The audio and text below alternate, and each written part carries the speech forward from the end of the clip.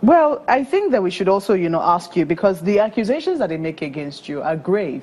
For a lot of Nigerians, I have responded to those accusations. I have nothing more to say on that matter. Perhaps so, but then let us look at the question of PPPs. We do know that the federal government was saying that they were going to look at public-private partnerships when, this government came to power. They realized that, a huge part of the work that had to be done will be done with public finance. Yet, we haven't heard that there has been any partnership on any major road between the federal government and the Ministry of, and the private sector, if I may say.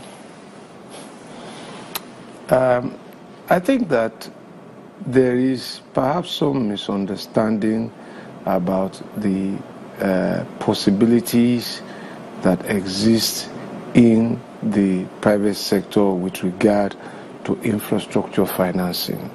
And having been involved at some level with these things, they take time. And a government that has a 4-year mandate doesn't have that kind of time. I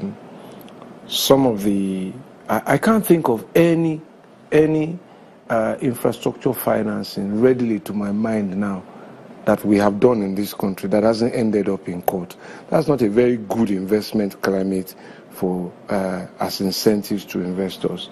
And when you look at an economy that is also in recession, you have banks with challenges. So the question to them is, where's this money coming from? Because we all talk PPP. I mean, why would anybody bring money? It stands logic and common sense upside down. I've told you earlier that the big challenge of funding infrastructure is financing. So why should anybody bring money and then we will be resisting it? But people assume that money just walks in. It doesn't just walk in.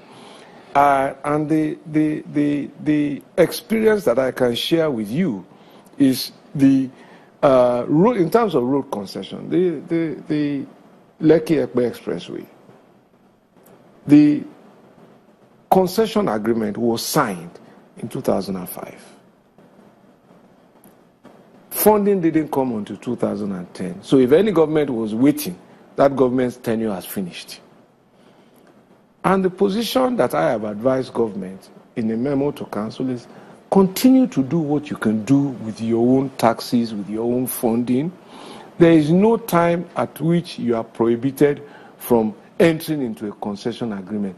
In any event, whatever you do today out of that infrastructure and you complete is already taking off the total cost, and the cost is controlled. If you leave it till tomorrow, the cost may go up.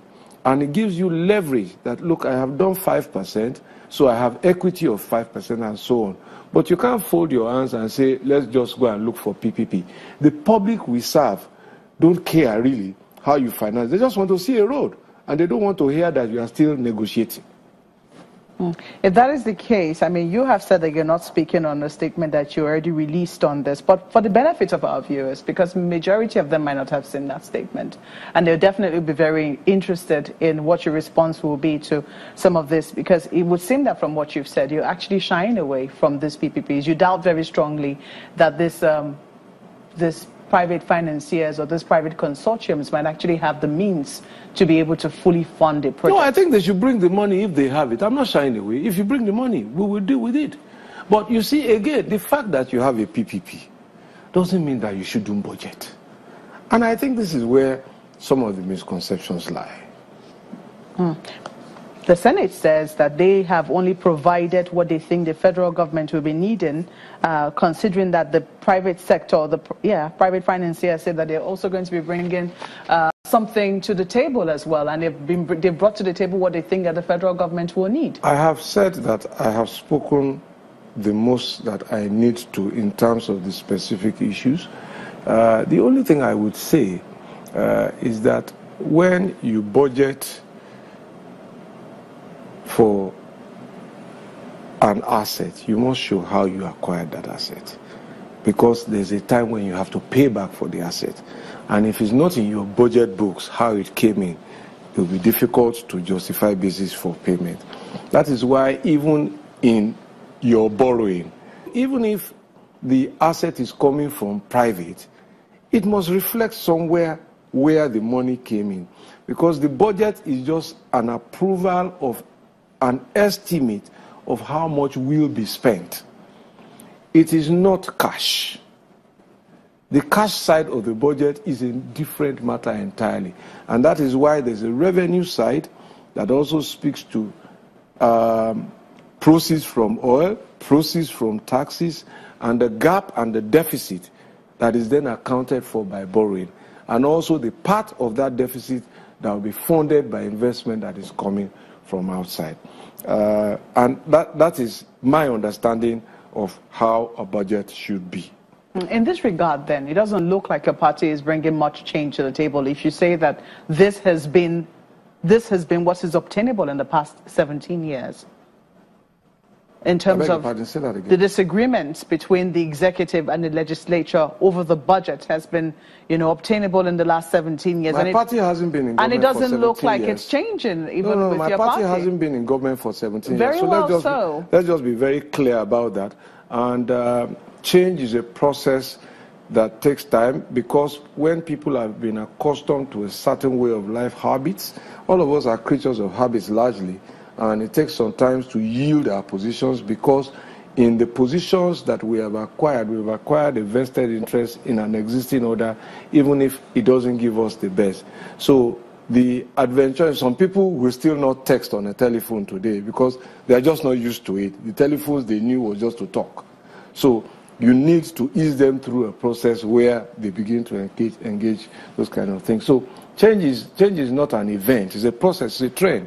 So, and I think that the more we discuss how best to develop Nigeria is part of that process. Do you think anything is going to change? I mean, because right now, the Senate is saying that they're about to put in jeopardy, let me see if I can quote very clearly what it was that they said, that you're about to put in jeopardy. The private finance initiative does not materialize to provide the needed funds for the completion of the Lagos-Ibadan Expressway. That's if it doesn't happen, just as in other areas where government has issues with the budget, the instrument of environment and supplementary budget can be used. This is as a result of our belief that it is one government and we all share the gains of the successes and pains of failure. However, with all this blackmail game and backbiting going on, they're already laying the foundation for the failure of the agreement with the executive. That's from a statement of the Senate. I have said all that I need to say about this matter. Is it settled then? Is it settled? I mean, whatever disagreement you had with the Senate. I don't have responsibility for preparing the budget. I have responsibility for making an input into preparing the federal budget. The office managing and coordinating the budget is the Office of the Minister for Budget and Planning. So he will best know whether these matters have been settled.